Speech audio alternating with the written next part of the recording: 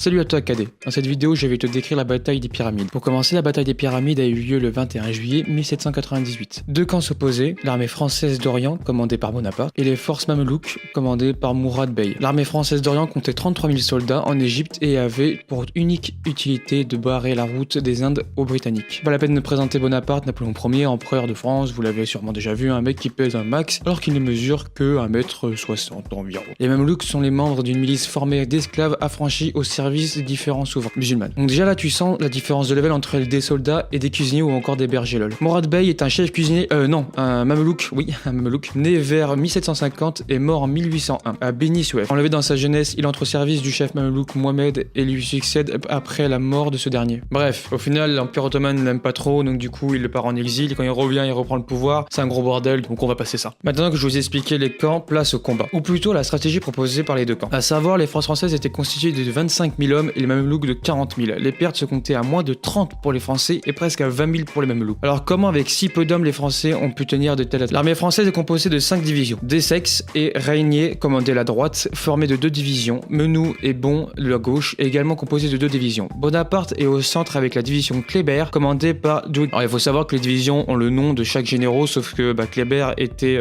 malade. Non, il s'est fait défoncer pendant la dernière attaque, donc du coup Duguay a pris sa place. Bonaparte utilisait alors la stratégie la plus adapté pour contrer les charges des cavaliers mamelouks, les carrés d'infanterie. Alors voilà, le carré d'infanterie c'est quoi? C'est une formation militaire de combat qu'une unité d'infanterie forme en ordre serré quand elle est menacée d'une attaque de cavalerie. Déjà les mamelouks étaient constitués de cavalerie et l'armée française d'infanterie, donc c'était sûrement l'une des meilleures formations possibles. En fait, il y avait aussi la formation en ligne pour l'infanterie. Le carré pouvait être formé rapidement lors de la progression en colonne, alors que la ligne, si elle donnait une grande puissance de feu, était beaucoup plus longue à transformer en carré. Contrairement à la ligne qui est juste une ligne droite de soldats, la colonne était une formation très serrée. Enfin bref, tu vois à peu près les manchots empereurs, c'est à peu près la même chose quoi. Donc chaque division formait un carré, chaque carré était sur 6 rangs. Derrière était la compagnie de grenadiers en peloton, prête à renforcer les points d'attaque. L'artillerie était aux angles et les généraux au centre. Alors le top avec cette formation, c'est qu'elle était mouvante, ça c'est génial. Donc je vous explique le contexte. Un carré, avec 5 autres carrières dedans, chaque ligne était des soldats, une 7ème ligne étant d'une compagnie de grenadiers, prête à tout faire péter si ça chauffait. Donc ça supprimait forcément la contrainte de devoir attendre avant chaque attaque le rechargement des armes. Quand une ligne tirait, la prochaine prend la place de tireur et celle qui a tiré s'agenouillait pour recharger. Ainsi de suite, ainsi de suite, ainsi de suite. Donc ça faisait un peu comme des armes automatiques, mais ça n'en était pas, parce qu'on n'avait pas encore le FAMAS à ce moment-là. Et là encore, si ça ne suffisait pas, les grenadiers se chargeaient de gagner du temps à l'infanterie pour éviter les attaques. Et même là encore, les attaques de cavalerie étaient compliquées, car eux n'avaient qu'une arme avec une balle qui n'avait aucune précision, même pour aurais-tu tirer mieux, donc